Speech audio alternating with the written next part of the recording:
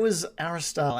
As he was throwing magic into it, you noticed instead of it just instantly imploding, like you've seen every bit of magic that has entered that void, for the first time it held just for a little bit right in the middle of that void before sort of expanding and then shrinking down and imploding into nothing.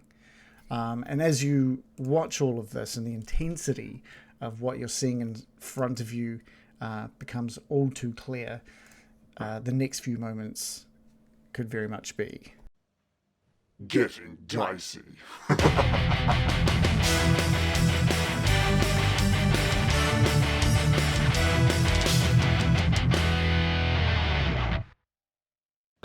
Well, it's not called Gotten Dicey, so we had to just a quick name change for the session. You're the boss. yeah. Already got dicey. Yeah.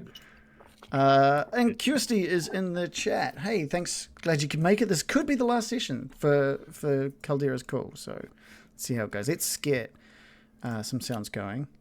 And as we all love, a new map. I'm finally getting some fucking sound effects. Oh, yeah? This is the last session. I haven't had them the entire campaign. I'm finally getting whispering wind. Is that what you're doing? Yeah. And there's almost like a going on. This is the Church of Aristal. Finally, Jesus Christ. It's kind of spooky. It is. Snap. Wah. Just for do we still have that somewhere? I don't think I've got that anymore. Was that like a duck? It's Aristal's final form. Oh, just a duck. Yeah, okay. feed go him for that. bread. God, this church looks familiar. Wait, where is it? Looks kind of Strati. I thought you were going to say it was a Mormon church. Oh no! Look, we've got to move past the fact that I bought a Kingdom Mormon Hall. Bible and created this from it. So I've put your tokens a little bit back from the crumbled wall on the western side here. I don't know how far away you guys want to place your tokens at this point, or how close you want to get. But what you see, as I've already mentioned, is Aristal with his hand out, pumping magic into this void, right? And he's staying back. He's staying back so no part of him is sort of touching that void. He's standing back from it. As you can see, there's a little token for the dead animated rock guy that fell in. And then you can see just like seven of these animated sort of medium-sized ones, the ones that have been formed up from the smaller ones, all working to snap bits of this void off and toss them aside. I think Lovejoy was like the first, was ahead of everybody else. So you get there first. First on the scene. Yeah. Yeah. Oh, I've done it again. I've opened up Captain Morley's character sheet. I survey the scene slowly. Okay. Really, really taking it in. Ugh, awful stuff. I genuinely think my character would be, quite... There's this feeling of duty, like we need to stop them, but there's also this kind of feeling of helplessness, and there was, such a close call, and the cave system being absolutely wrecked that I don't know how to approach the situation. So I don't know if I should be just calling out Aristal straight away, but yeah, no, I will. I'll call him out straight away. I'm gonna yell out, Aristal! And his hand lowers as he turns his skeletal face in your direction, and he mumbles something, and you see the little rock creatures sort of form a little shell around him, just move to sort of surround him. A little shell like an M&M. A little bit like that. Sexy M&M. He's actually dressed like the sexy M&M, which is strange. I don't know. Oh yeah. Okay. And he just the glowing blue look in his eyes just diverts, flicks back to in front of them, and he brings his hand back up and goes to shoot another bolt of magic into the void. I would like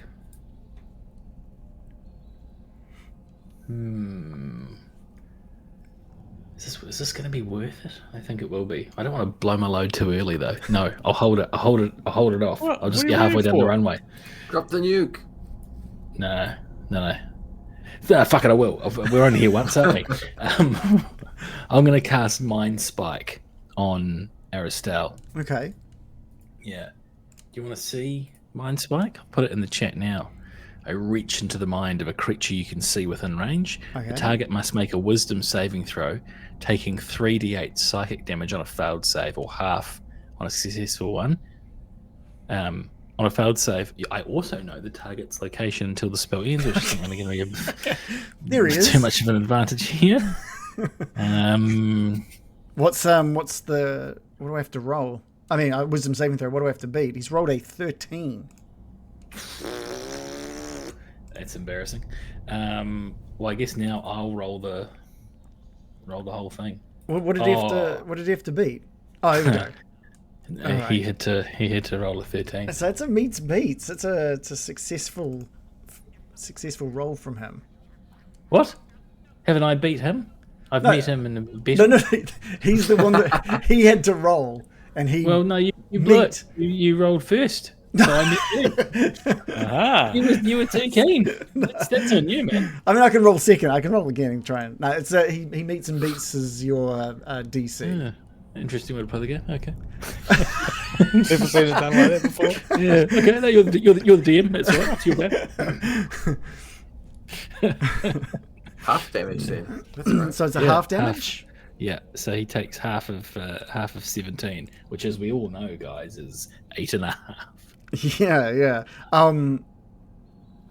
Okay, so what does it look like to people who are watching? So have you gotten off your horse? Are you still on the back of your horse? Like, what are you doing? I'm going to do it from horseback. Of course I am. Okay. Yeah. Oh.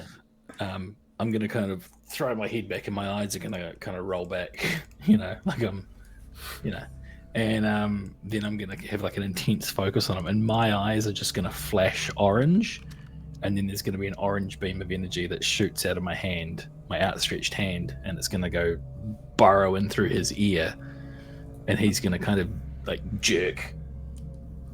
And he does Jerk chicken. He does the jerk chicken. He jerks.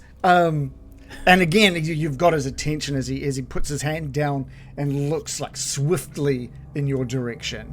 We're gonna need to get a roll of initiative from everybody. Let's get it, Daddy. That's what I'd say. That's what you'd say to him? Okay. Oh, Get it, Daddy. Well, Alright. Wow. should have. Fine. Perfect initiative roll. Ooh. Is it mine rolling? Come on. Have you clicked Did your you add your token? equine damage, Lovejoy, for being on a horse? Did I what? Add your equine damage? Oh yeah, he's got no chance. Oh, Shut it off. I used to get paid for this. Not very much. How's everyone's rolls going? I got a 10. Okay, You nice. can roll a total of 10 as well. Okay, Lovejoy, at the top of the order with yourself. You. Allow myself to go.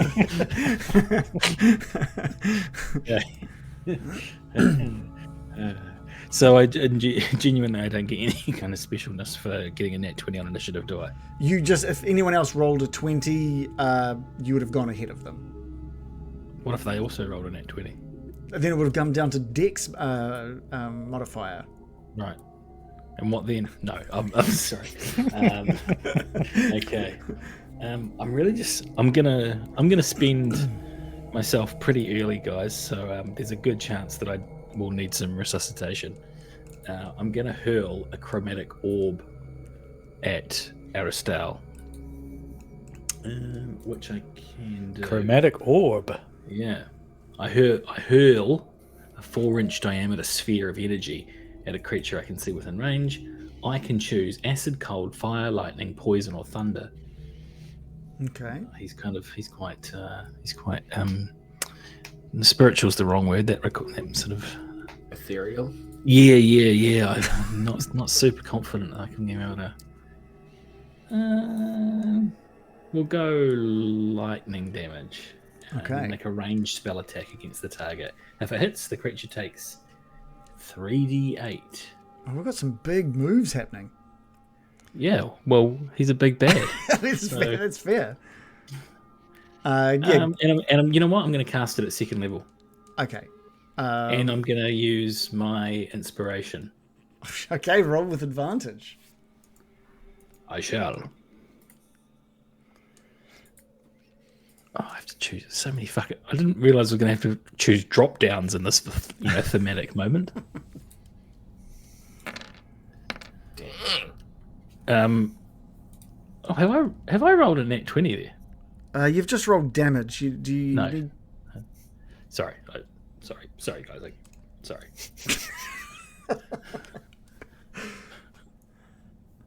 Is it?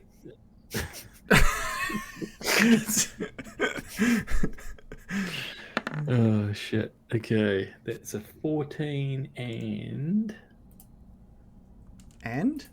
yeah, and I'm it's for it with advantage. Yeah. And a 9. So how does that grab you? A 14 is a hit, which means he has failed to dodge that. But as in the last moment, he just No. hovers. No. A little bolt of blue hovers out of his hand and wraps around one of the stone clusters next to him, and he lifts it up in front of him just in time to ensure that your chromatic orb shatters into this animated cluster in front of you. Well, is he a fucking octopus now, is he?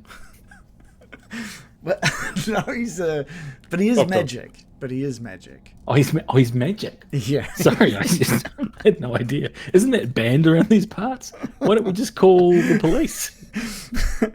Get old I said Wilfred all Barman along. out.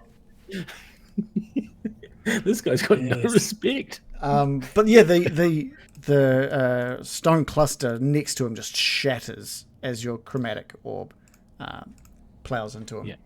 They're in this temple, aren't they? All the stone things. There's still some out in the village behind you, for sure. But there are a number of them in the temple, Yes, yeah. and they would have gone ahead, wouldn't they? Of the other, so that has kind of been like a pilot group. What are you trying to find out? I'm just, I guess you'd call them the Stone Temple pilots. Oh my god.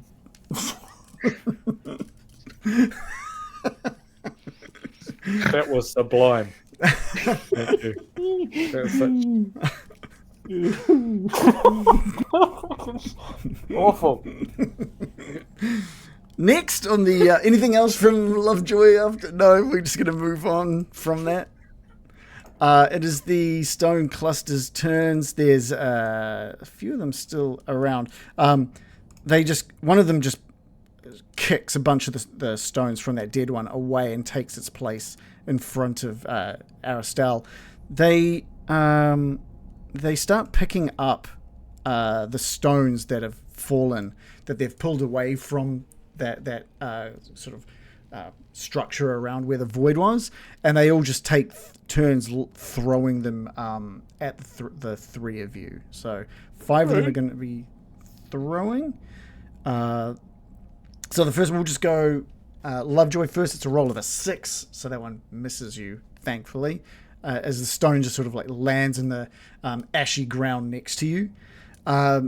The second one, second from the top, also is aiming at Lovejoy. It rolls a 9 too, as another stone down onto the ground next to you. The third one's throwing something at Gildan.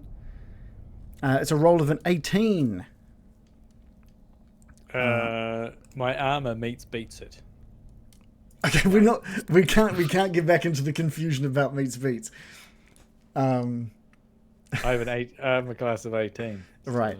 So they have met that and they have beaten that. If you want to change it again, all right. It doesn't hang. In all seriousness, haven't you just like reversed your earlier logic? I can't believe we're like 3 years in. 3 years of play. Almost 4 years, yeah. That we're getting back. Whoever's rolling, they have a target that they have to, like, can meet to beat. So whoever's rolling. So these guys have rolled, and they have met, and therefore will beat the AC. Are we good? I was rolling before, wasn't I? No, you weren't. You just had a decent... Oh, wait, for which one? For the You were the chromatic armor orb? class in the last one. Yeah, you had the spell, Sort of. which was a 13. Yeah, I didn't roll for had the that. spell. That- And I was, which I one? wasn't rolling anything, though. Which one are you talking about? You did two. He rolled. You did two. You did the chromatic orb, which you rolled and you hit, but he managed to bring a thing up. I'm talking about the one earlier, the only other time that we've had this conversation. Yeah, you didn't roll. You just had a DC of 13. You just rolled for damage if they failed. He has to beat the DC 13. And so you set. Should you be a spellcaster? Is what I would like to. Should we? Do we want to be playing D&D? No. we- God no. Have you got any sort of spreadsheet-based role-playing games? I'd be really good at that. I think. Google Sheets, not Excel. Yeah, yeah. So where am I? So I don't even know where we are anymore. So that's a D6 plus 2. I don't. He has to do. I say, Pelor, warding flare, and a bright light interposes between him, and he has to roll at disadvantage. Oh, okay. Let's roll one more time then. Oh no, he already did roll for disadvantage. He rolled an 18 and a 7, so we'll take that 7. We won't take that second roll. So it's a fail. It blinds him. The flash goes out as the rock just sort of thuds. It does one of those whiffy throws as it kind of goes way too short as it lands way closer to the rock than it does you. With Biko on the back of your horse, Gildan, I don't think they even see him back there, and just the fourth one throws another one in your direction. That's a roll of 18. Warding flare. Can you do it more than once a turn? Maybe not. It must be a reaction, I guess. If it's a reaction, you get. I feel like this is we're gaslighting the DM tonight. Use your. Oh no, it's a reaction. You're right. And I didn't do that on purpose. I wasn't trying to gaslight you. Okay. He has to meet. No. It is high stakes. I get it. But this one, It is high stakes, yeah, this yeah, rock yeah, just this one does contact and does 7 damage, 5 plus 2, as the rock smashes into your armor and your chest, and you sort of like jolt back and hit Biko. There's one last one that wants to get in on this as well, and throws a rock of his own. And this is a roll of a 12, and that was towards you as well, Gildan. So 12 is fine. That one just really close to like your horse. Did you say a rock of his own? Like he took a part of himself off? So No, he suffered damage? It's just as Gildan, it is your turn. Oh, God damn it. All right. I don't think this is going to work, but this is what Gildan would do. Pelor, please help me. And I'm going to say to Aristal, hold it right there. And I'll cast Hold Person.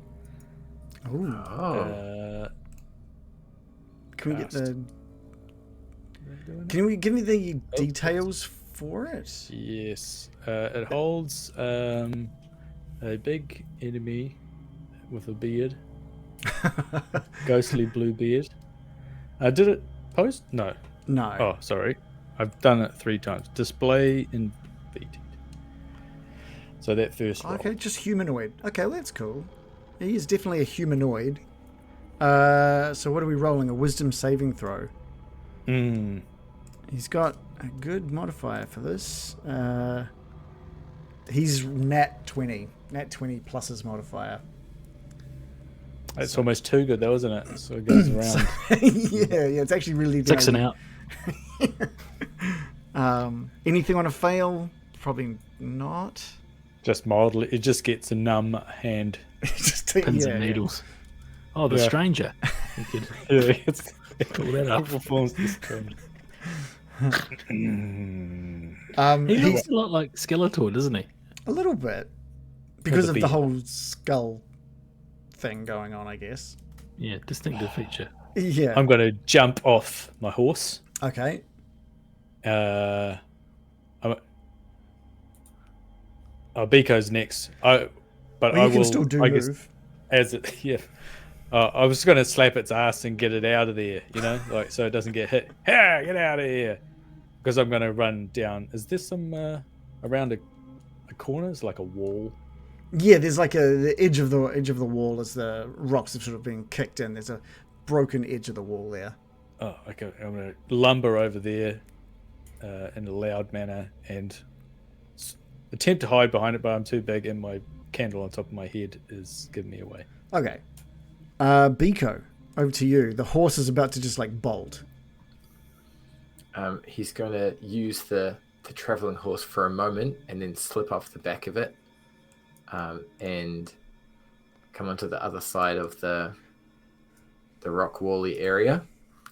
And he's just going to yell out to his compatriots, "Guys, we got this! We got to stop him!" And he's going to whip out his short bow, aim for Aristal's skeletal nostrils, and loose a bolt towards him. Cool. Roll to hit. 21 That is a hit. Whoa. for 8 piercing. Okay. Good damage on that as well. And then with his bonus action, he's going to Oh, Biko max blend damage. into the little terrain bit near him. Okay. Okay. Aristal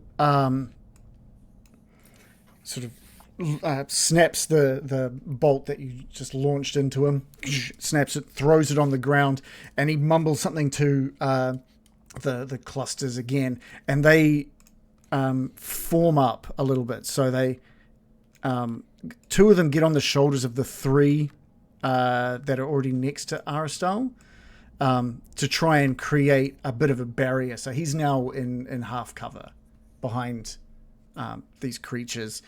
And he turns his hand back towards the void. And you see him cast... it looks like magic missile. It's just these bolts, just one after the other, into the void. And each one holds and shudders and shakes, expands a little before imploding in on itself. And each one lasts just a little bit longer. Can I get a perception check from the three of you?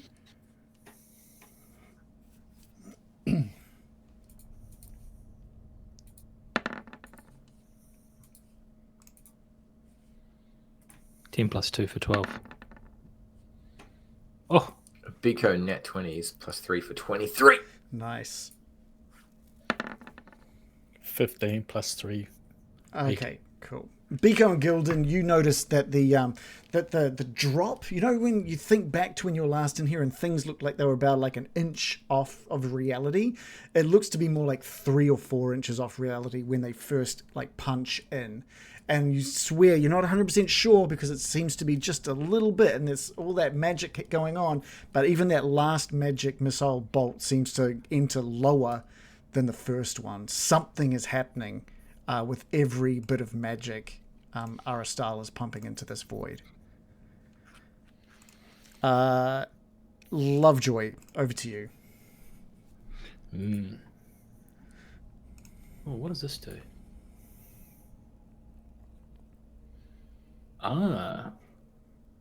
Yeah, fuck yeah, I'm going to do this. True Strike, it's a cantrip. Why wouldn't I?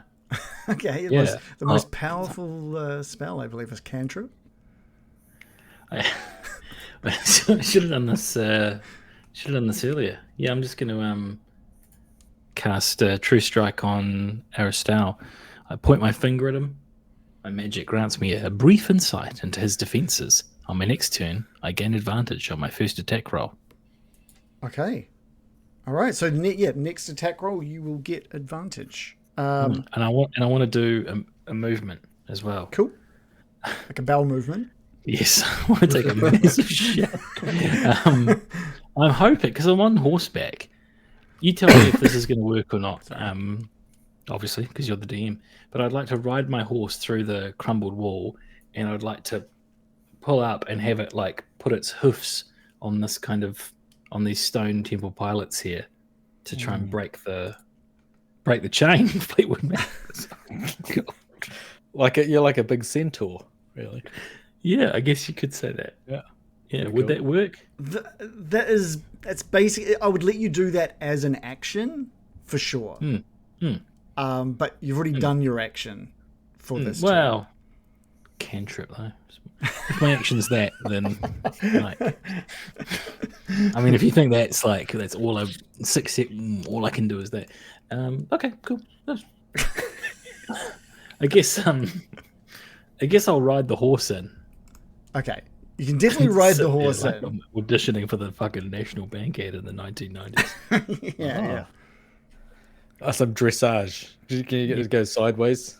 Yeah, I'd actually like to do some dressage over the bundle of stones at the start there. Do that thing with the choppy changey.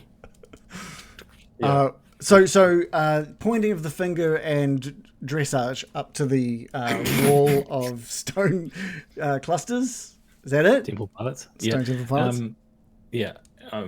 Just know that there's going to be some horse on rock action next time. Well, there could be some horse on rock action right now, as all 5 together just try and smash down onto the horse. Onto the horse? Yeah. Hell, man, you better hope Peter's not watching. Cool SPTA. Yeah. Onto the horse. The horse's head. Yeah. Oh no. In fact, I probably don't even have to roll all 5 of them. The first 3 roll a 14, a 19, and a 19, which is over a horse's natural defense of, I think, 12. Doing a total of 8 bludgeoning damage on the horse. I'm just We're want gonna have to shoot it, aren't we? Well, you may not need to If shoot horse it. gets slightly damaged, you need to fucking put it down after the glue. It just factory. becomes instant glue. I'm just checking. You have to go to the factory. The armor class for a horse is 10, and the hit points is 13 for a riding horse. So I do have to do all 5, I guess. Otherwise, so we've done 3. That's a total of 8 damage so far. The next misses. What's this horse's name? Yeah, name it before. I think its name is Mandela. They miss. They all miss. Weird.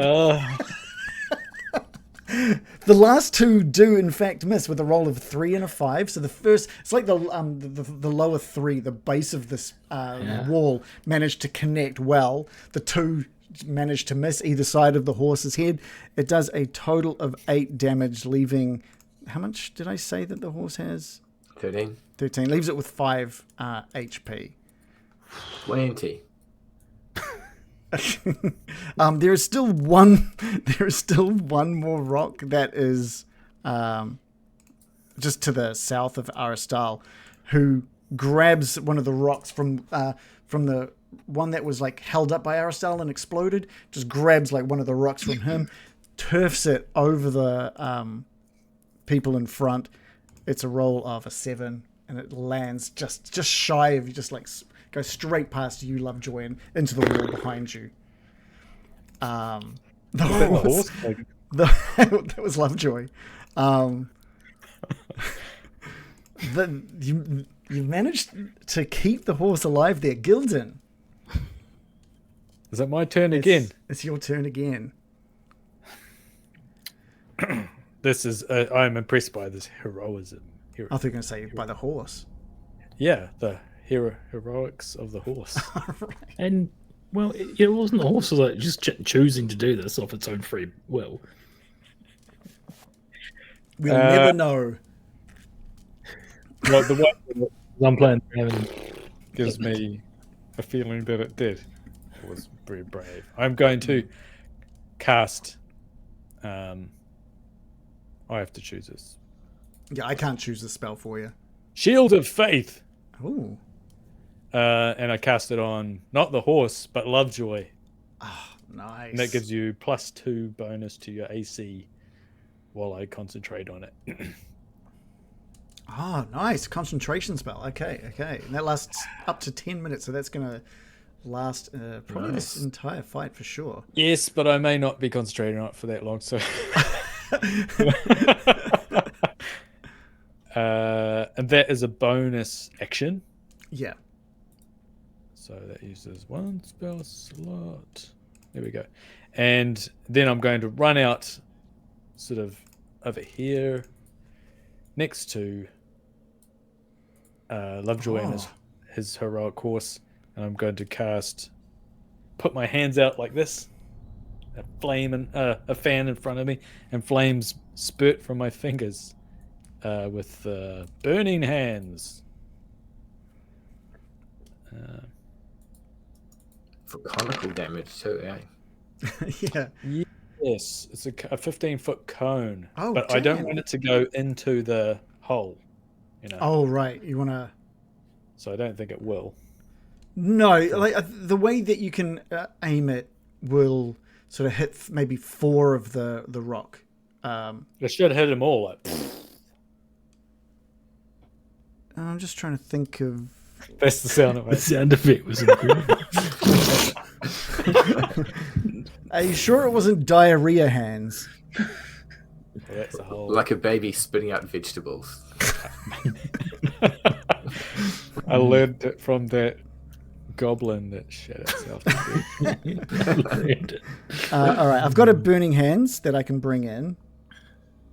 Oh, that looks cool. So this can help us sort of picture where it's going to... Looks like a pizza, doesn't it? Or one of them like promotional Doritos. Oh, yeah. Yeah. Limited edition. So I'm thinking you're trying to do something like this, right? Yeah. Something like that, which does manage to get just everyone. So 1, 2, 3, 4, 5, 6. We've got to roll 7 dex saves here. We're going to go just from the top to the bottom to make it a bit easier there. First is a 15. Second is a 14. Third is a 1. Yeah, that's a hit. That is a hit. The fourth one is a 21. The fifth one is a 5. There's another one. You got 2 hits here. Sixth one is also it's a 3. So you've managed to hit 3, and we'll roll for Harry as well. Dex saving. Aristal. Harry. Oh, Yeah, sorry, call him Harry. sorry, Aristal, with a roll of 13. So So I you've- beat him. No, he's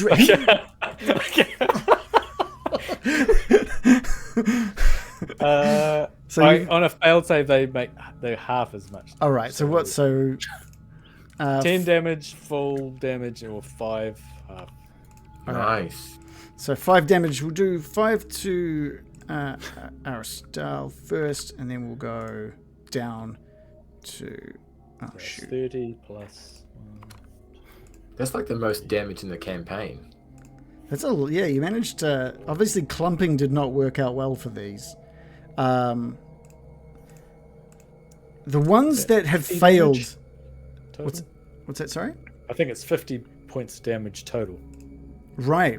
The 3 that failed, the rocks that make them up just turn red hot as the magic sort of starts evaporating quickly out of them.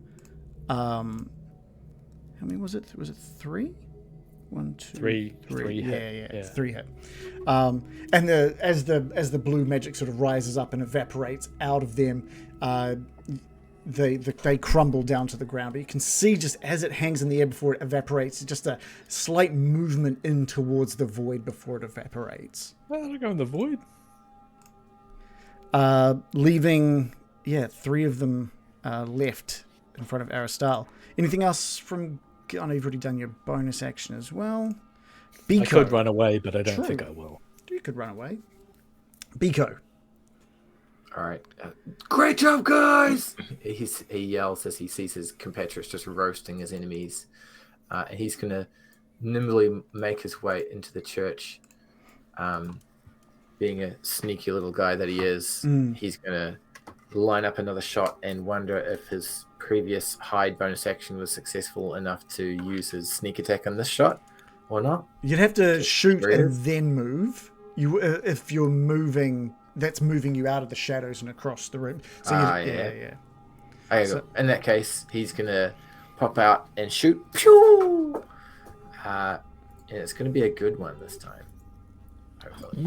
I should be using that more. Let's try extra good. So is this before that's the wrong button? That's the dagger button. One second. See, good. Never make it good. You want expert. All right, here we go. Expert. No, don't do that either. Okay. A total of 9.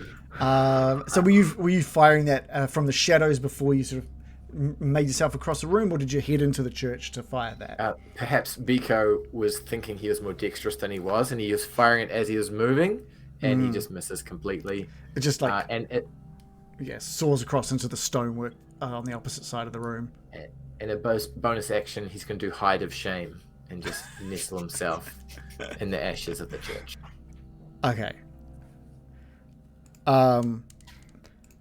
Harry absolutely seething with the fact that some of these stone guys have just disappeared, mutters again in Celestial. You're a bit closer now, Gildan, and you can make out that he's mumbling, "Form up."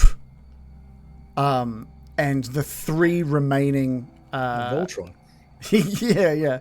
The 3 remaining stone clusters just break down into pieces. And those pieces start rolling together, and they start taking the form of something you've seen once before, deep in a cave days ago now. But a giant stone monstrosity forms in front of both Gildan and Lovejoy. It's a bit of a shame. And Aristal looks back towards the void. And again, just another magic missile, just into the void. And again, you can hear you're close now. You can hear the crackling now. There wasn't a crackling sound before, but now there's a crackling sound as you see these things shaking almost a half a foot lower than they entered the void before they implode in on themselves in a very shaky and chaotic manner.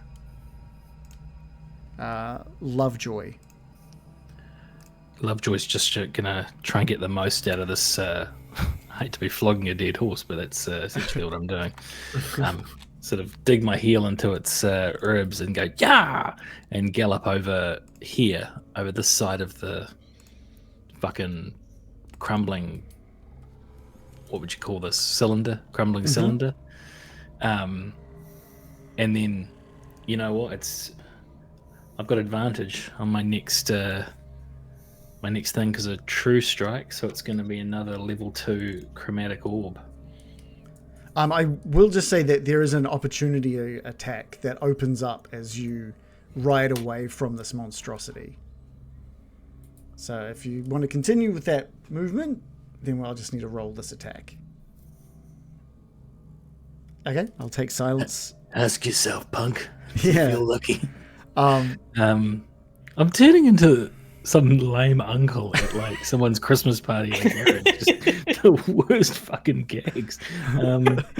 Yeah, do the opportunity attack. It has rolled a 7, just missing the face of that horse as it swings this massive stone fist out as you ride up and around the cylinder, the broken, busted cylinder. I thought that's what you'd have. So lightning damage again, pointed right at Aristal. Oh, you've rolled. So is it the chromatic orb again? Yeah. Oh, yeah, cool.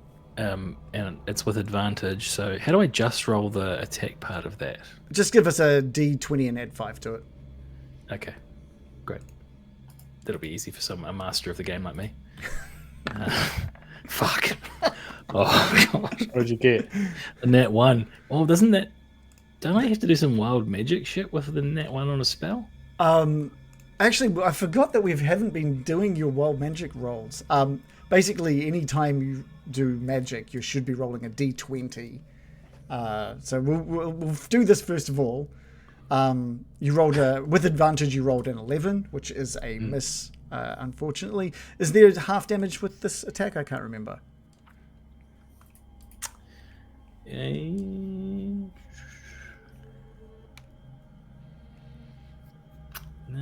No.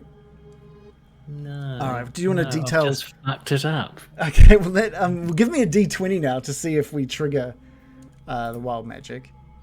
I've wasted that nat 1. That would have been fantastic. All right. No wild magic. 16. Anything else from Lovejoy? I hurled myself into the void. No. Nothing happens. You're not magic. Okay, What? Cool. This is a terrible way to find out. Gildan, over to you. You've now got this. You've now got this like 12-foot tall rock monstrosity like standing over you. That's not good. Memories of you like beating one of these with a mace only days ago sort of come back to mind.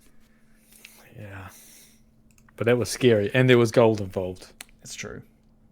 I'm going to actually run around it, around the south, maintaining 5 feet away from it. Mm-hmm. And then below old beardy blue guy. You're going to blow old Beardy? Yeah, I'm going to blow old beardy blue guy. So he's just frustrated, I suppose. I'm going to perform the D&D shove action. And I'm going to tell him, get in the fucking hole. Nice. This is what I've been waiting for. This is awesome. Okay. What are we doing? So you're going to do a strength roll? I do an athletics roll, and you can choose either athletics or acrobatics. Is that for shove, is it? Is it? Yeah, it's a contested. All right. Okay, cool. I've only got +2 for strength. Mm. And I'm probably going to roll a 1. Here it goes. 19 +2 for 21. It's going to be a hard one to beat. He'll do it. I'm sure he'll be. At the last minute, he chooses that won't be happening. Thanks very much for trying. Goodbye. He belongs in that hole. Wow. All right. So what was it? Acrobatics or athletics? No, You can do like dex or strength. Right? yeah, you're right. Yeah. Strength or dex. Okay. He has failed that roll. So he gets pushed, 5 feet? Is that right? Yeah, 5 feet, I think. You come up behind Aristal. Do you want to describe it? Do you want to describe your motion and what sort of knocks him? Yeah, I say, get in the fucking hole. And I push as hard as I fucking can. All right. You've come up behind him and you just like shoved him in the back. And he is instantly like propelled towards the void. And as his hands pass through into the void, he's trying to like scramble out for some kind of handhold. His hands pop in and you can just see all of this magic, all of that blueness like pulling off and away and distorting the shape of that form of Aristal. And he screams out in Celestial as the rock monstrosity just grabs him by the back. And you can see that the hands that are now dangling within the void are Harry's limp, sort of broken arms that are just like just flapping like a dog's tongue out of a car's window. Yeah. And the rock monstrosity managed to bring Aristal back out of this thing, and he's just got this guttural scream that goes out that is sort of mixing his own voice with that of Harry's screaming. And he turns around with his arms now limp at his side, and he's just got this ferocious look on his face. Biko. Oh shit, that was fantastic, Gildan. Did you see the Biko's gonna pop up from his hiding spot, seeing that he's got an ally next to his target. He's gonna use his anatomical knowledge and launch an arrow to the back of Aristal's head. With a total of 23 to hit, That 4 is- piercing and 2 anatomical damage. That is a hit. So 6 damage total. Yep. He screams out like your arrow passes just through the edge of the void. You watch it as it drops and then comes out the other side at the normal height and just into the back of Aristal. And Gildan, being so close to Aristal, can just see that pain contorting the skull as it slams into his back. Anything else from Biko? Biko will snuggle into the ruined church, blending himself into the environment. Okay.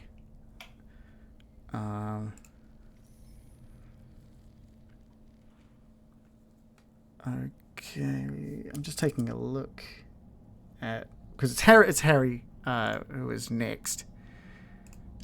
Aristal. Sorry, I've got it written down as possessed Harry, so I keep just reading Harry. It is Aristal's turn. What are we gonna do here? You've clearly interrupted. He's been able to just like stop your guys' movement and focus on doing his best to try and break this void. And now with his arms limp at his side, he doesn't know really how or what he's going to do.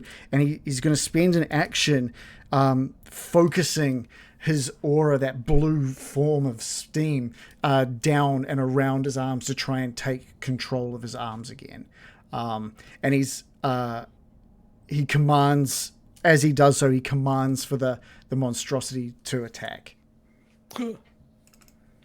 And the stone monstrosity lashes out with a total of 23.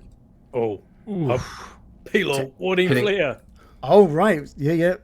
So let's roll that again. I only get 3 of these. I'm glad I didn't use 2 of them for the fucking... The light... But they did a lot of damage. The light flashes as he's like raises his arm. You see it coming. He's rolled a 17. That's a miss. That is a miss. Does not meet. That is. So now we know how that works, yeah? We're good?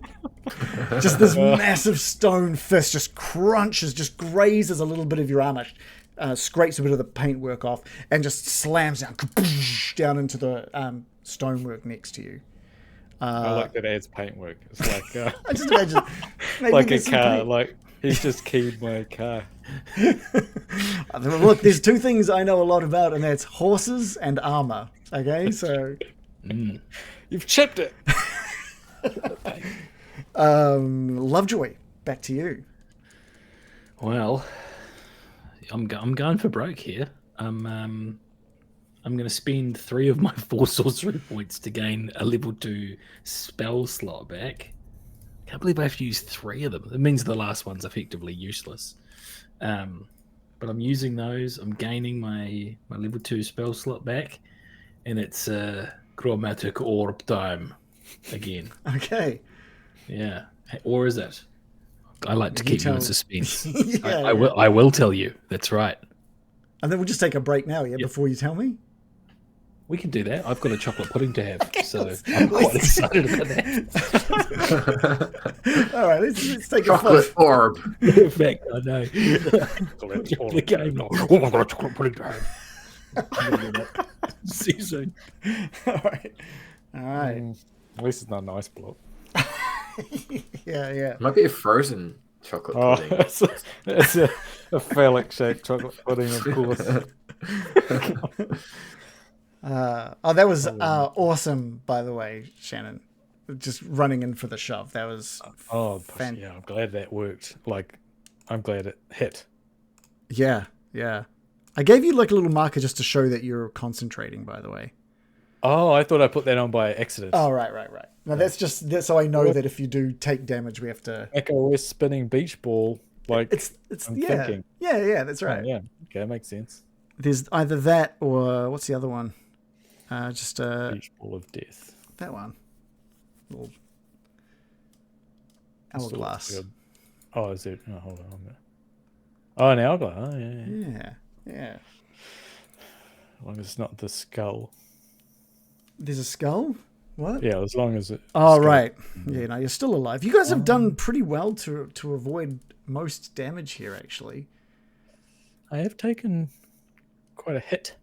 You would have taken a hell of a hit from the The horse did? monstrosity. Yeah. Fucking hell. Yeah. That horse got the brunt of that. It's a smart move to bring something in that you're quite happy to sacrifice, I think. It's Like Yoshi. yeah. It's a good move. Lyndon in the chat was saying he had shoving explained to him as a fighter. It can be really handy. Break a grapple with one attack, for instance. Oh, that's cool. So if you're being grappled, you can just shove the grapple off, I guess. Oh, okay. That's cool. The grappling and shoving so rarely happens that it's... and the rules are so, like, intricate. Like, I found a whole page dedicated to, like, breaking down how to make grapples, like, interesting. Yeah. All those sort of actions, they don't really get used. It's usually just attacks with spells. But you can use it to push or to make them prone. Yeah. So you can grapple someone, which moves their speed to 0. And then once grappled, you can push them down onto the ground, which makes them prone, which means any attack on them is with advantage. Oh. So you can like really just like manhandle them down so you can just destroy something. Because they're still grappled. Yeah. They're grappled, which means speed is 0. They're prone, which means they literally can't get up because their speed is 0. And because they're prone, they get instant crits on them. So it's pretty good. I had like some homebrew prepped for like the Lost Mine of Fandalva at one point, which was going to be all about wrestling orcs. I don't know if you guys remember, but in Lost Mine there was like the necromancer that was talking about the orcs that were up on the hill. Yeah. I wanted, if you guys were to go up there and challenge them or try and... There was going to be basically a wrestling ring. There was going to be the Kogan brothers, Hull Kogan, and another Kogan orc. It's going to be like Randy Kogan and Hull Kogan. And there was going to be basically just a whole session about grapples and stuff, which I thought would have been fun. Was there mud involved or jelly? No. There should have been. Steroids. Yeah. It was I really wanted to do that, and I just never found a way to like. I didn't want to force it. I didn't want to be like, go up to the orcs, go up to the orcs. Well, if they were real wrestlers, they would be like, and they'd be running up to us, right? Like, yeah. And fucking clotheslining us. Yeah. There's got to be like a move set for like not just grappling, but like throwing and having momentum and stuff, right? That'd be great. Just a wrestler. The top ropes. A wrestler class would be fantastic.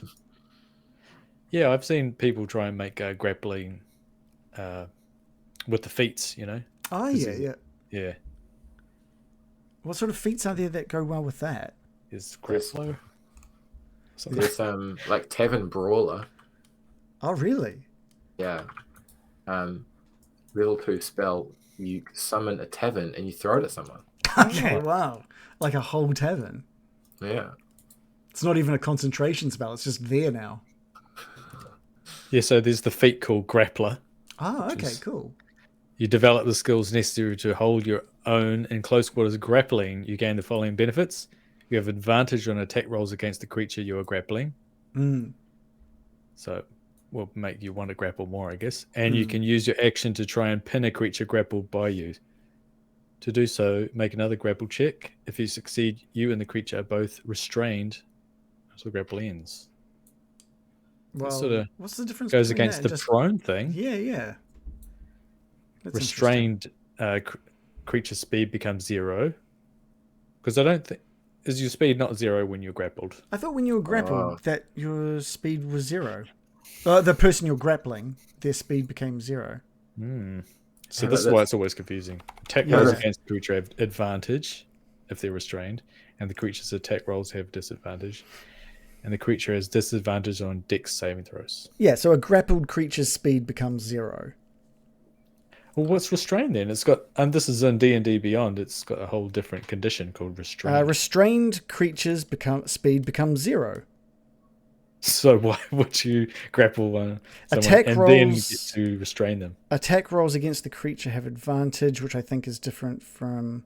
So basically, it sounds like instead of as a grappler, if you had that feat, you don't put them into a grappled state. You put them into a restrained state, which has extra benefits than just a standard grapple. Well, no, it says you can use your action to try and pin a creature grappled by you.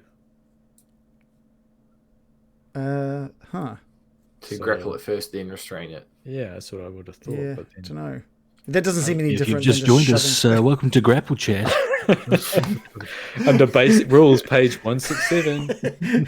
Today we'll be taking a deep dive into the wonderful and exciting world of grapples, restrains, and more grapples. Restrained gives advantages and disadvantages. So sorry, that was what Lyndon in the chat said. So attack rolls against the creature have advantage, and the creature's attack rolls have disadvantage, which isn't true for grappled. Yeah, but you said you could just grab them and then make them prone. Yeah, so prone, they aren't able to stand up if they're still grappled. The creature has disadvantage. Yeah, so I don't know. Yeah. How about Tavern Brawler is another feat, and when you hit a creature with unarmed strike, you can use bonus action to grapple them. Bonus action to grapple. That's pretty good. Yeah. Ah. Can you get 2 feet? So you could be that Yeah, plus you grappler? can. You can stack them, yeah. That would be cool.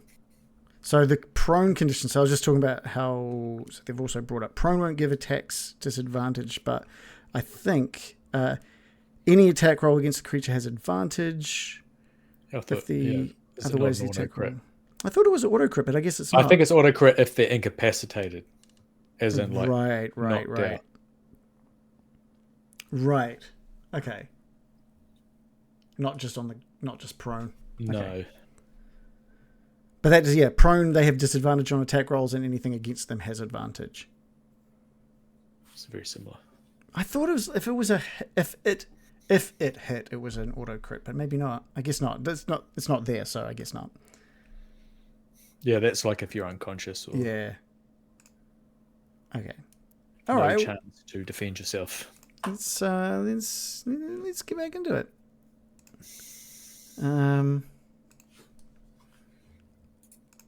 All right. The weight has been killing me, Adam. Was it a chromatic orb? It was. Chocolate pudding. I'm also going to, and no action is needed for this, by the way. I'm going to use my Tides of Chaos, which opens up another opportunity for wild magic. That will that's give me right. advantage on the attack roll. Like a double dip in one roll. Tides of Chaos means I can just basically tell you that it's time to roll on the... Can you put that in the chat? I think it was like, I can just tell you when to do it, right? Like wild magic time. You can manipulate the forces of chance and chaos to gain advantage on one attack roll, ability check, or saving throw. Once you do, you must finish a long rest before you can use this feature again. Mm-hmm. Any time before you regain the use of this feature, the DM can have you roll on the Wild Magic Surge table immediately after I cast a sorcerer spell of first level or higher. Okay, cool. So Yeah. instead of getting you to roll a d20, I can just go, do it. What's the difference between you saying do Palpatine. it and roll a d20? Well, you roll a d20, and if you roll a 1, then you have to roll from the wild magic. So it's only like a 5% chance of doing wild magic. But if you take that, there's a 100% chance of rolling from the wild magic. Yeah, I can definitely want to use this then. Absolutely. Okay. Yeah, I should have been using this like it was going out of fashion. In fact, I do think I actually used it once every long rest because we took so few of them because we're stupid. Yeah. Anyway, so I'm going to use that, which means I'm going to cast my level 2 chromatic orb, which I've spent my sorcery points to get. God, this game's fucking. Okay,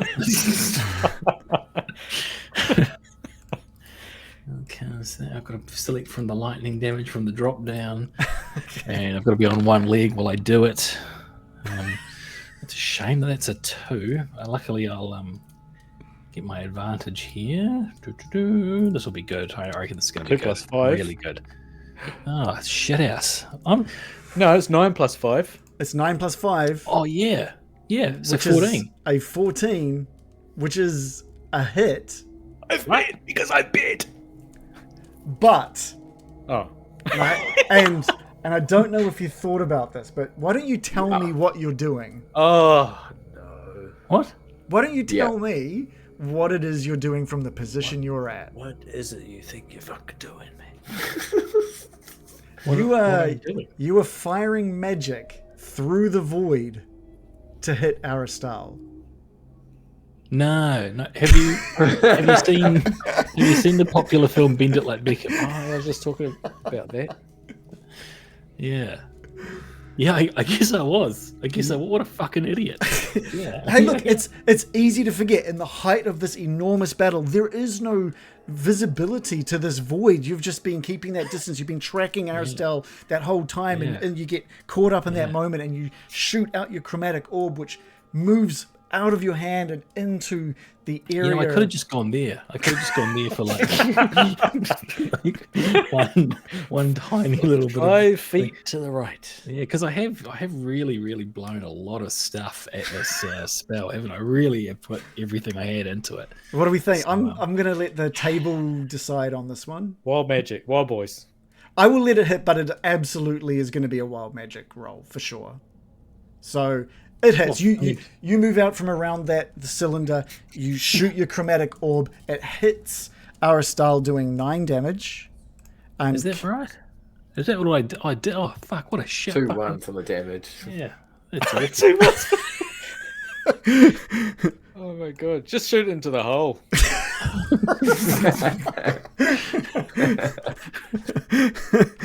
Uh, I didn't know it was possible to be bad at a game of chance where you're rolling dice. But well, I'm let's see. sitting there. Let's see how bad you are at a game of chance. Give me a D100. You have that same feeling within you as that time against those hobgoblins. And it's like, oh no, your chromatic orb fires, but you feel something else building up as well. Yeah, like a cat throwing up.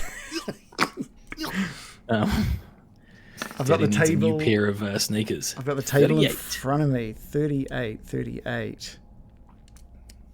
Watch his expression. Oh, it's Give bad. me. Well, no, it's confusing. It's confusing. Okay. It's Like the actually rest of it. confusing. Because there's like a creature I don't. Is this like a legitimate? Maybe I don't know if this is the D&D. Okay, sorry. Any I think I had. furbolgs in the vicinity immediately combust. I had. It was like. I don't think this is the official magic, so I want to bring up the official one. the official magic. You summon Luke Skywalker.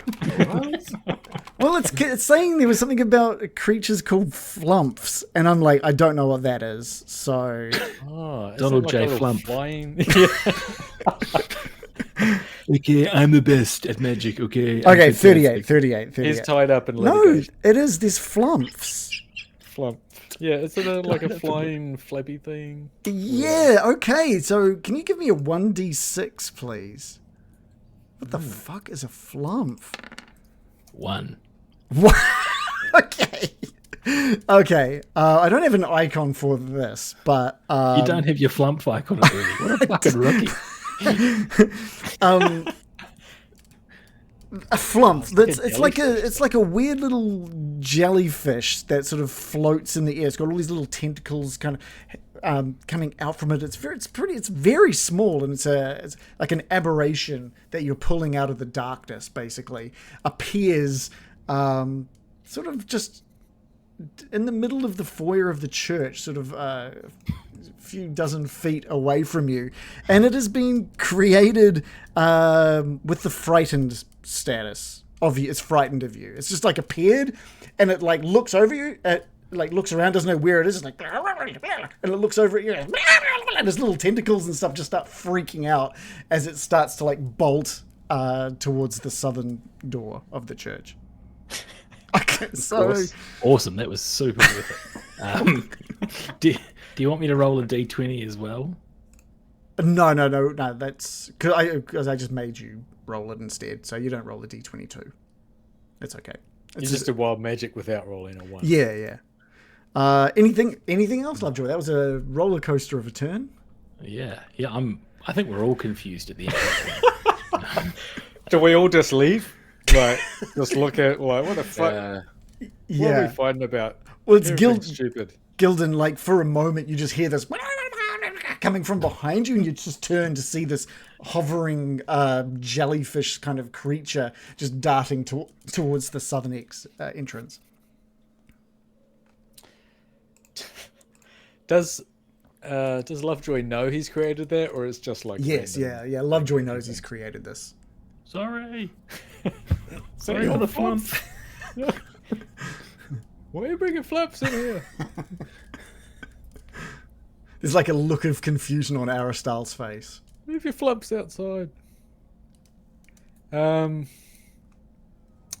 Okay. I'm gonna pull out my mace and I'm going to look at this rock and I'm gonna bonk it on its rock knee. Okay. But I forgot its turn. I'll add it to the turn order after you. No, you forgot it. Give us a roll to hit. 11 plus 5 for 16. 16. Well, his AC is a 16, so he beats you. I think is that how? Oh, come on! Oh, okay, yeah, that is how it works. No. You meet and beated his AC. So with my mace plus 1. Nice. Good What thing sort of? too. 5 bludgeoning damage on its patella. Oh, dang! Right on his patella. Ouch. Okay. 5 damage. But it's bludgeoning. Doesn't that do more against this rock guy? That's what happened when I was. Yes, he is. He's vulnerable. It does double damage as you slam. Thank you for reminding me that. You just massive chunk of his shin just gone, just like gets crumbled out from underneath your swipe. Does he fall like like a building? He like crumbles down onto Aristal. he falls down onto like one knee, and out of that area that you've swiped is like a trail of blue that just evaporates up into the sky. Ooh. Anything else from Gildan? No. Okay, it is this monstrosity's turn. He just as he like raises his hands above his head and tries to bring both down on top of you. He has rolled an 18. That is a meets beats, as you know. Mm-hmm. However, I have my last right thingy. Okay. Warding flare.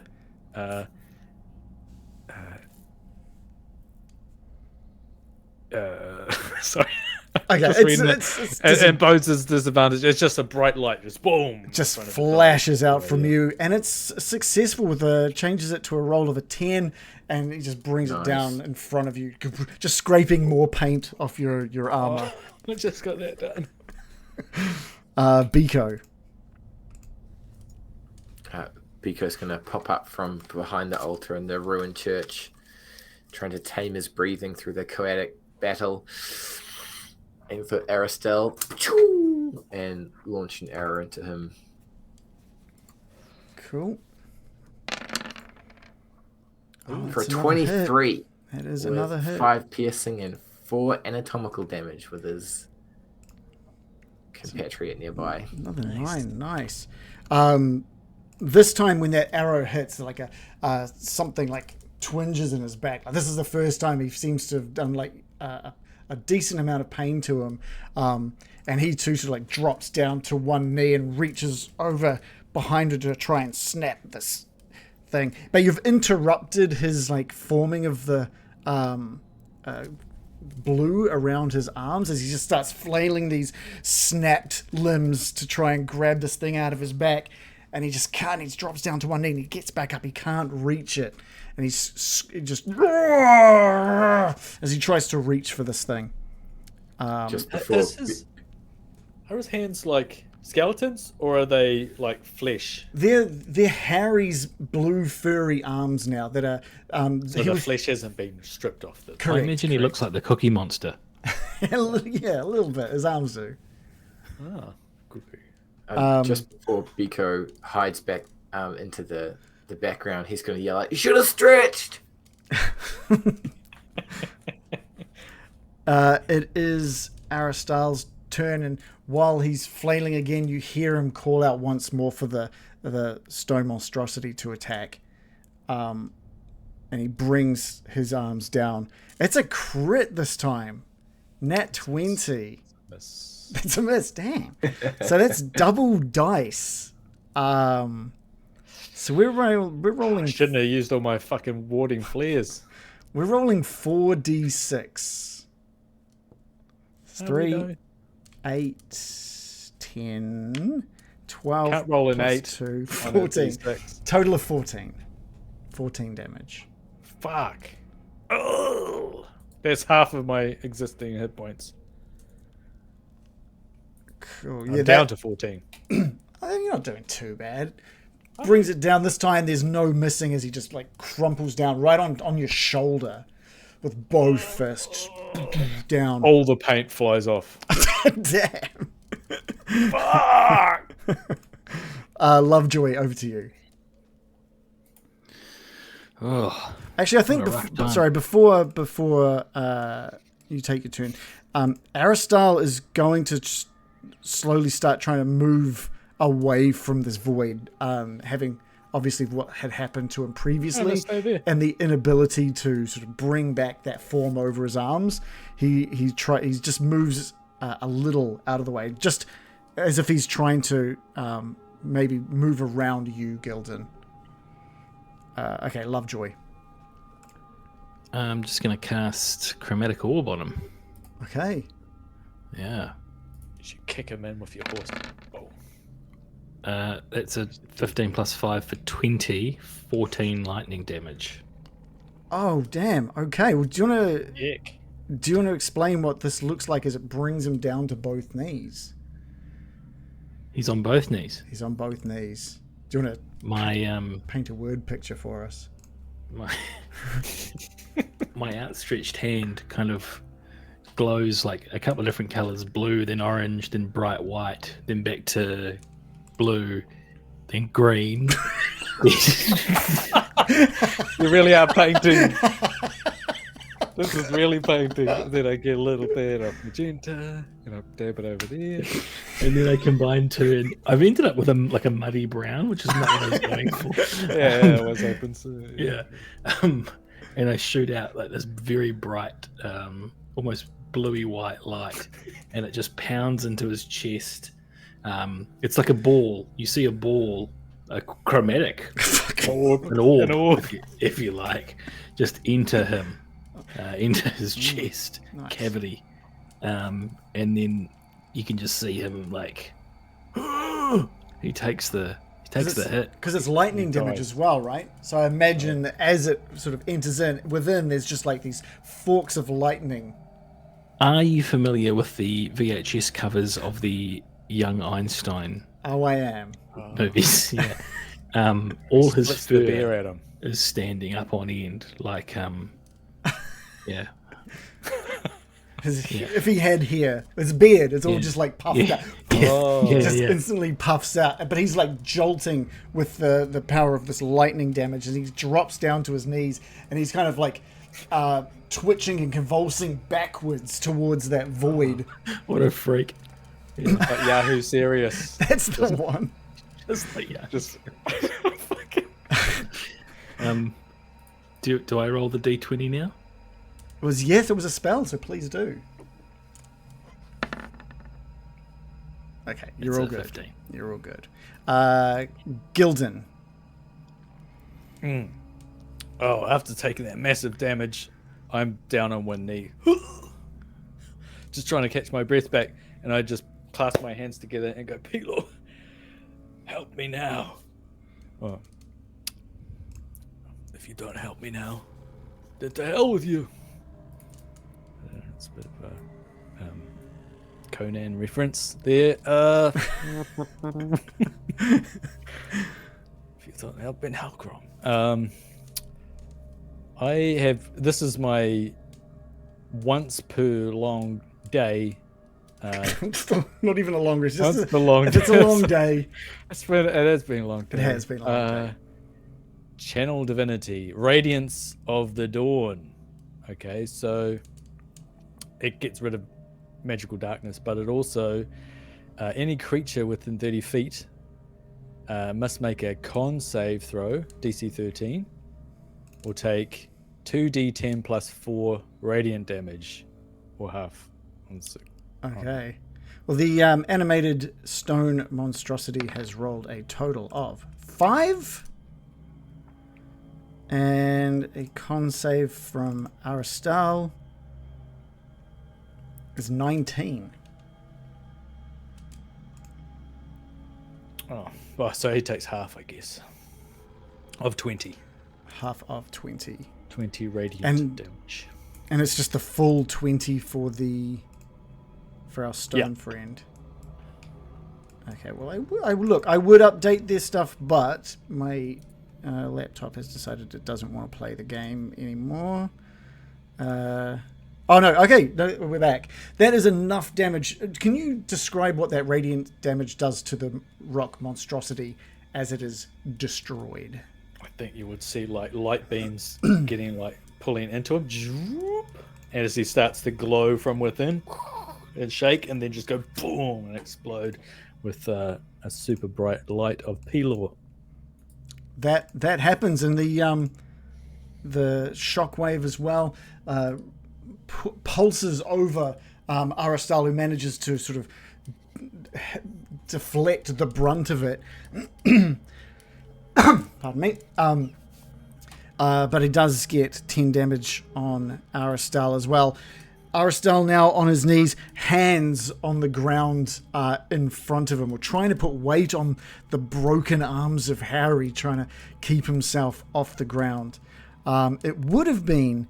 Oh, so anything else? Spaghetti noodles that he's resting on. He's trying to, like, he forgets he doesn't have... Udon. Like, exactly like udon. Like a messy bowl of... Like he spilt udon onto the floor. Anything else from Gildan? I'm going to stand in front of him as if I'm going to say, "You're getting in that hole." Okay. Biko, your turn. Biko, after witnessing all this magic flying around and Aristal dropping to his knees, he knows the time now is right, and he zooms across the ruined temple, and he whips out his mushroom filleting knife, and he's going to grab the back of Aristal's head and just jam his dagger into the side of his face. Okay, right. For a total of 17 for 5 piercing and 8 anatomical damage. Yeah, that is a decent attack. As you bring that, you feel it crack into the skull of Aristal, and it pushes past that bone, and you can feel it like sinking deep into the head. And you pull it out, and there's just blood on the end, as well as like the blue that slowly evaporates off. And because of that closeness, you're seeing like Harry's eyes just wide in agony as this blade punctures into his face. But Aristal now like slumps down onto the ground. Now he's now in a prone position, which means automatically he will die, isn't it? He's prone. He's prone. It means advantage on any attacks. If anything else from Biko? Biko just screaming there, "Get out of there, Harry!" Give me a just a charisma roll. I don't know whether to put that under. It's not persuasion. So like you're amping him up. So like you're trying to reach through into. Net one. Okay. Shouldn't have got you to roll. I should have just said, "Yep." It's a very exciting moment as Biko shouts that out. But no, we'll stay true. It is It is Aristal's turn, and you can see through the where you've stabbed him now. There's like a bit of steam coming out of Aristal's face. So out of his head. So I'm just being distracted by someone on the video there. Sorry. So the wound that you've just carved into Aristal's face is now like leaking that blue quite quickly now, and it's before it's getting a chance to evaporate, it's moving into that void and evaporating within the void. And Aristal uses whatever energy he's got left to try and get up onto his feet, and he's kind of like leaning on you, Biko, to try and get balance because he can't use his arms. And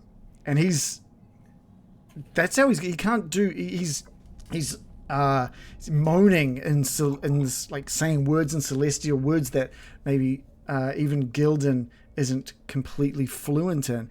Lovejoy, we're over to you.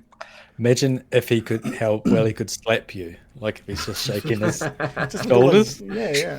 Corso tornado. I think Lovejoy's going to ride his horse and like, bring the hooves Forgot about down. the horse.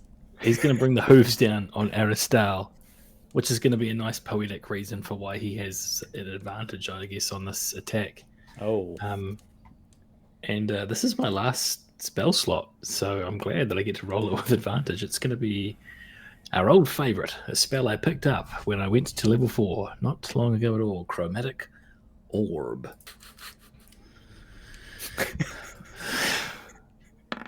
And that's a 16. That is. But Oh. I will roll again because I you might paid crit. for it, so Yeah, I may yeah, as yeah. well, and I might get a crit maybe.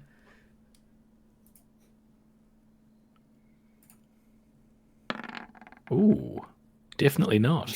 No. So it was a 21, and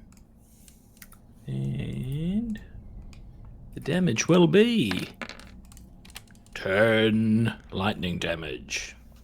So is it the same sort of effect as last time? The same sort of coloured bolt, the same lightning array damage. of colours, and then kind of like a colourful ball just going straight down because I'm steering straight down at him on the horse. Yeah. Okay. The it hits him in the back because he's kind of facing. He's leaning on Biko, trying to get to his feet as it slams into his back, and he just falls down onto like draped over Gildan. And Gildan, you've just got Aristal's face, like right in your face, and the flickering of the blue behind his eyes is just fading, just ever so gently. It's fading, and you can just see Harry just pleading for you to finish this. Finish him. Gildan, over to you. so he's on top of me. Can I stand up, lift him over my head, and throw him down the shaft? Yeah, there's no shaft. But I know what you mean. Give us That's a shaft, isn't it? That hole? It's not a hole. It's not a hole. It's just the floor. Oh, it's got a floor. It's I just was the floor. imagining it would be like throwing the Emperor. Oh, right. Give us a strength throw, and Okay. I can close my flump. Or athletics. Or athlete. Yeah, give us that. Nat won this. This would be so good if you now Um, completely bungled it. Fumbled Oh, it. 18 Oh. plus 2. Yeah. If that one, I'll throw myself down the hole. Harry is Aristal is going to try to strength his way out of this. And he's rolled. He rolled 14 and fails. As you just, well, describe it. Describe it to us. Well, I lift him up, and his udon arms are dangling down around my head, staring right into his weird eyes. I lift him up over my head and throw him. I think it's a hole, but it's obviously just lands on the floor in front of me. So I kind of didn't expect that. But he goes into the tube and splats on the bottom. And the moment his body passes through, just all of that blue steam and smoke, the form that was wrapped around Harry just starts coalescing into sort of a whirlwind inside that void, and just starts evaporating from the top down. And it's just this world, for the first time, this void seems to have color, as it is just filled to the roof of the church with this blue steam-like entity. And for a moment, just before it disappears, you can see the form of Aristal's face, furious, before it just shrinks down into nothingness within the void. And on the ground within that busted cylinder is just the broken, bloodied, but still barely alive body of Harry. Oh, there's no quality of life. Put him out of his misery. He's fucked. Even a physician as talented as Biko wouldn't be able to bring Harry back, surely. And that brings us to the end of our fight with Aristal. Whoa. Is the rock monster still there? No, he got destroyed. Oh. He's just been watching, just patiently watching this unfold. Oh, I'm sorry, boss. Biko's physician gland will thump into life inside him, and he'll dash over to Harry, and he'll bend down and apply his healer's kit to him with surprisingly more proficiency compared to yesterday, where he remembers those practical exercises and try and stabilize him. Yeah, this is the first time that, just without even thinking, you rush towards him and enter this void, this area of void. And you walk in and everything, as you move into it, everything just drops like almost 7 to 8 inches as you move into it. Nothing seems to really happen within this void. It doesn't feel any different other than reality is shifted down a little bit. And you go to start. Are you just using your healer's kit? Is there a role for that? Yeah, using the healer's kit, and I'm using my healer's feet. Oh, cool. So when you use a healer's kit, I'll click it in the thing.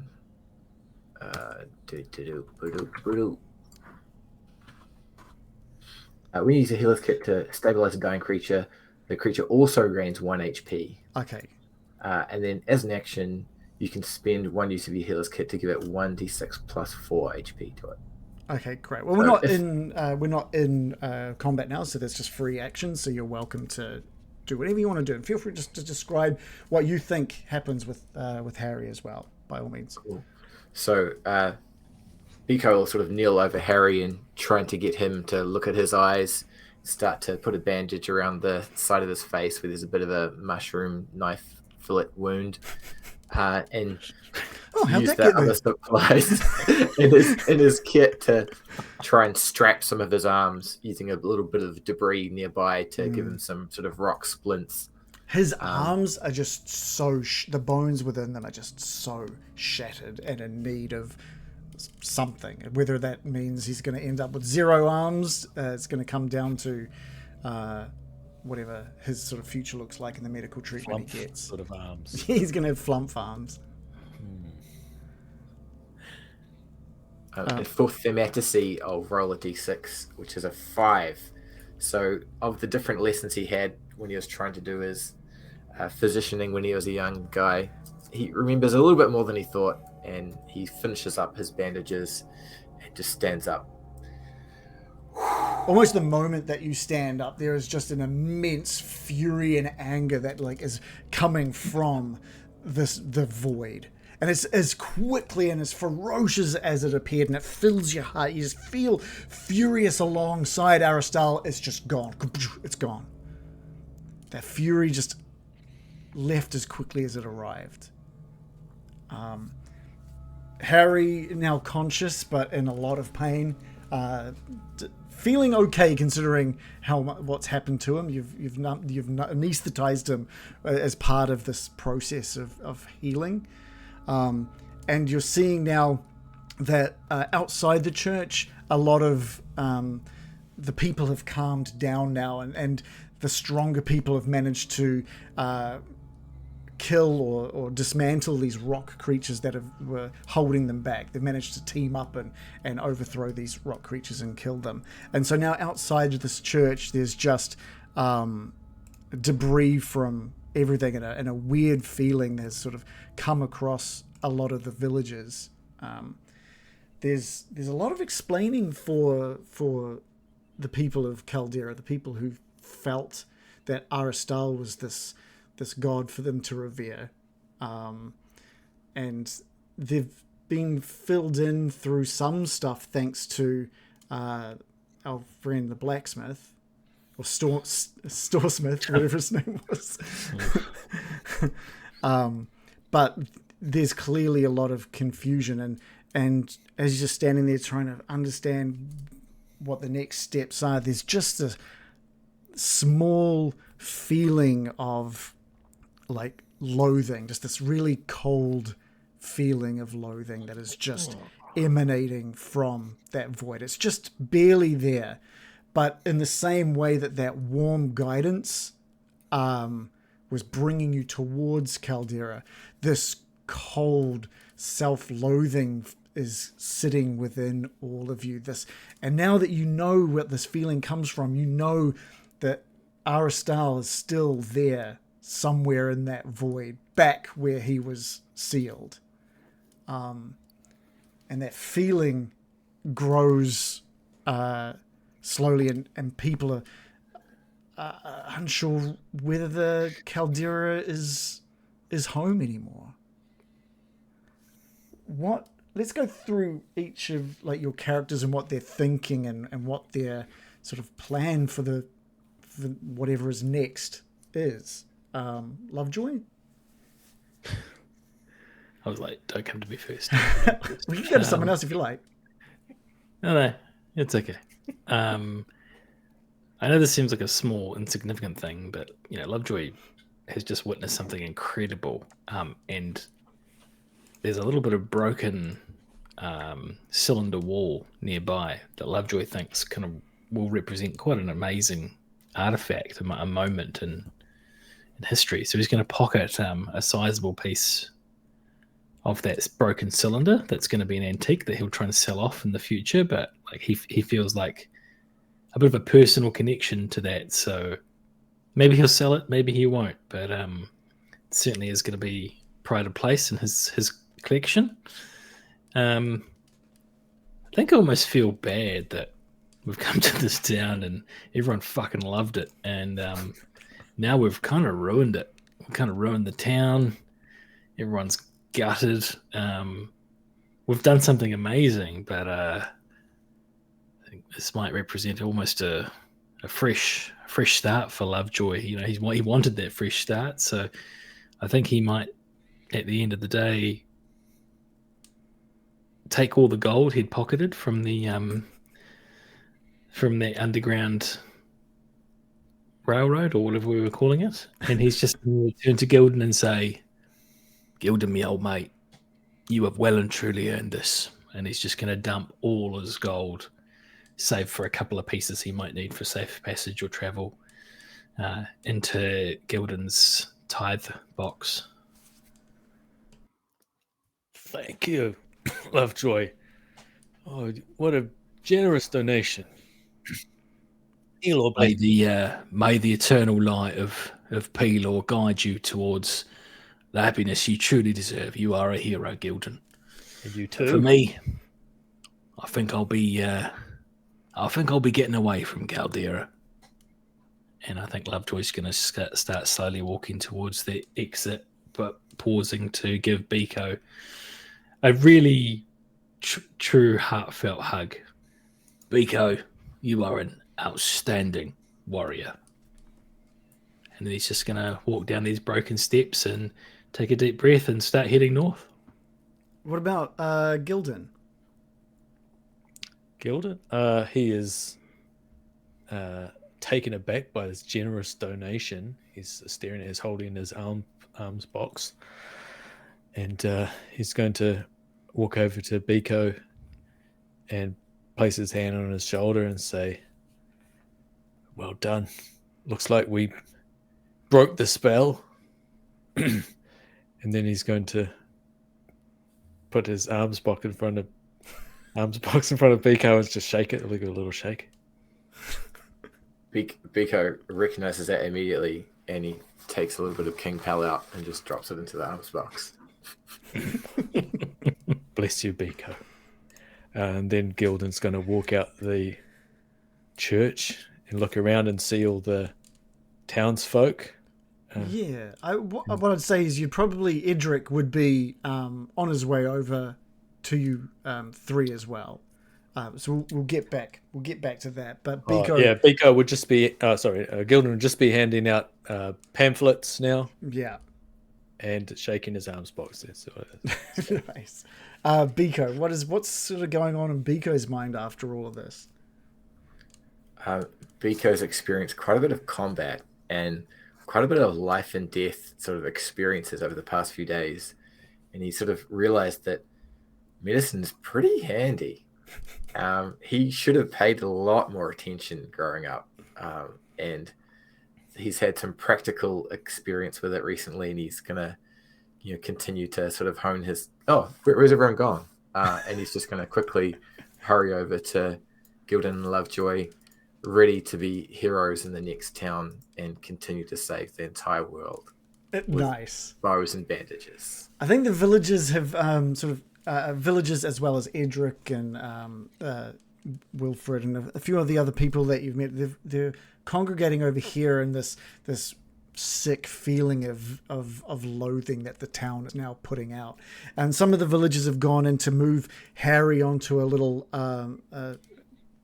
little stretcher thing, and they're sort of he's alongside you and he's talking to you, Biko. He's incredibly apologetic, and he talks about how he thinks now might be the time for him to head back home to be with his family. He's got a lot to tell them and a lot to sort of apologize for, and he's feeling the sort of the weight of what's happened here in Kalderra is firmly on him, even though everyone knows that Aristal would have it's happened before with Kalgurt. It's happened now with Harry. It's only a matter of time before someone else would have tried to take on that power. And over the maybe the next day, they've asked you to stay on to help sort of just figure out what's happening with the town. Are you guys likely to stay around and help? Because effectively they want to just, after thinking it through, everything they've known that was true, the history of Kalderra itself and what it was based on, it was all lies. It was all an evil, manipulative being that was trying Told you so. Yeah, and you've got a lot of people love that. People love being told "I told you so" about their entire identity, don't they?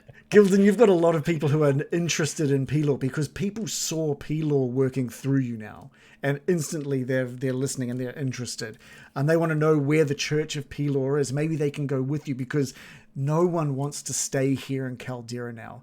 This feeling Pelor's everywhere, but I'm his local representative. So if you donate 15% of your weekly earnings. And they're instantly on board. Pelor. Instantly on board. How could it be bad after watching it work through you to get rid of what is really evil? But no one wants to stay here anymore. There's this feeling, the same warm pull that brought you in is now this it wants you out. It's as if Aristal knows there's no way he can fool anyone that's left in this area.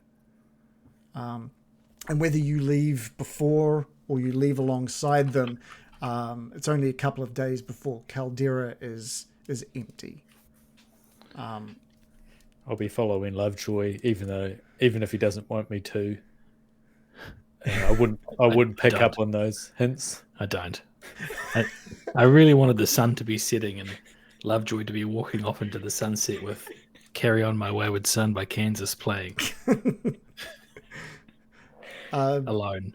Biko, are you following along as well? Biko will follow along as well.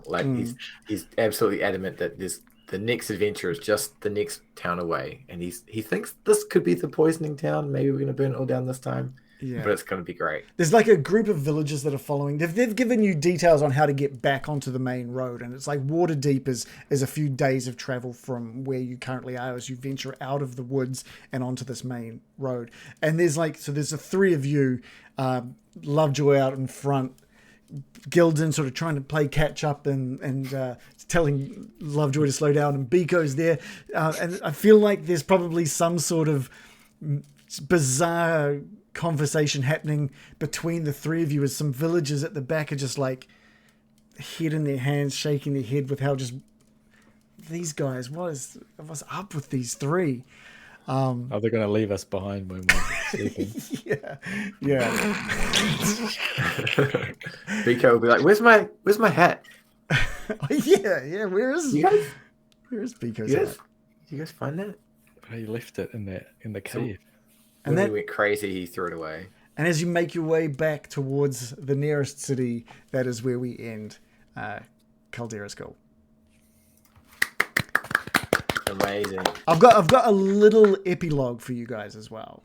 So sometime later, could have been weeks. It's probably years. It's probably a couple of years' time from when you stepped away from Kalderra, that we see a church that is overgrown with some weeds and greenery, and we see a cloaked figure stepping through the busted hole in the church and over the stones, gingerly across these broken stones and up to where this crumbled cylinder sits. And he places his hand into the void and notices it shaking and shuddering, and about 8 inches, almost a foot lower than it is in reality, it's shaking and shuddering. And he pulls his hand out and leans in close, and ever so faint from the ground all the way up into the heavens is just a bright blue, but faint crack in reality within that void. And just for a moment, the cloaked figure steps back, and we just see a smile form on his face. And that's the end. That's the end now. Oh, he's left it wide open for a sequel. Pretty much. It was Papa Smurf all along. yeah. Wow. There we go. That was for. Epic. Was that your first crack at a homebrew? Yeah. I've done just little bits and pieces in Cursive Stride, but that was like the first proper actual story. Yeah. That was amazing, man. Awesome work. Really So good. Thank you. It took a lot of work, but it was awesome. Yeah. It was it was fun to do. Hell of a lot of fun to do. And then the next thing I want to do is get it in a position where, I want to get. So next week, I'd like to have just a session where we can sort of talk about the campaign, or we can have a 4-minute talk about it now. But I'd rather a decent one. I'd rather a decent one. And then I want to see if I can like package it up in a way, if it's even something people would like to have to run. Yeah. Find out what worked, man. what didn't, and stuff like that, and make changes if need be. That was awesome. Yeah. Good Thank you. fun. You guys did great. So good. Yeah. King Power was such a great character. Yeah. I was so unsure of what was going to happen with him. I think in the end, I was like, he's depending on how you went with Aristal. If you showed up after a long rest and met him down where he first appeared, then that probably would have been where the final fight took place. Yeah, I kind of like opened it up for just multiple places for the ending, I guess. It was nice here in the church, different. Yeah, cool. that was cool to make Cool that place happen. to have it, like a sacred battleground. Yeah. And I thought if you guys had managed to survive that fight with Aristal, then King Pal wouldn't have had to have sacrificed. So there would have been a way for him to survive the whole thing as well. What? He lives on with us in our pocket. Yeah. We had I'll go to. move my arm Reanimate King spots. Power, maybe. Yeah, rehydrated shiitake mushrooms. Yeah, a bowl of boiling water. Leave them overnight. So thank you guys so much for playing that. I don't know what's Amazing. don't know what's next, to be honest. We'll take next week to just catch up on what you guys thought of it, any suggestions for changes, or if you just liked it as it was. And then from there on, I will probably take a few weeks off, and I think there's talkings about a Christmas special that I think everyone's keen on. I think everyone's keen on that, which will probably be a return of some characters and some favorites, and we'll have it set in everyone's favorite happy place, Barovia. The thing is, it's quite so festive as Ravenloft. Cafe Barovia. yeah. Cool. I don't know what to do with my good time game, now all. that that's finished. That's cool. Amazing work, man. Thank you. You guys were awesome. I love the characters. I was unsure if they were ever going to find anything at one point. Yeah. Yeah. We've been quite happy just sitting in the tavern eating there for a few months. yeah. Just pissing people off with magic. All right, I'll see you all next week then. Cool. Cheers, man. Thanks, everybody. You all. Great job, Bye-bye. Brian. And thanks to everyone who stopped by and watched. Hopefully that was a good ending for you guys as viewers as well. I loved it. I thought it was great. I liked that Gildan was just like, we got to push him into that thing. I love that. Yeah, that was great. Yeah, I'm glad that was a viable I didn't know if that was when you said that the blue energy started going into it. I was thinking, is this going to make it more powerful? The tube? Yeah. Yeah. Fair enough too. Fair enough. Because we don't know what's happening underneath Kalderra at this moment either. So, I was wondering if he was instantly going to get a pair of pants and like just double his strength, right. or instantly die. I'm like, oh, Yeah. I don't know what I would have done if that monstrosity wasn't there to like catch him. So he just used a reaction to like basically. It would have just been like the end of the. It would have been and the end. Okay. Well done. Okay. Yeah. Yeah. No, that was cool. All right, guys. Well, I'm gonna get this up on YouTube. So thank you guys. We'll see you guys next week at the same time. Thank you very much. Thank you. ciao. Thank All right, you. Have a good night, team.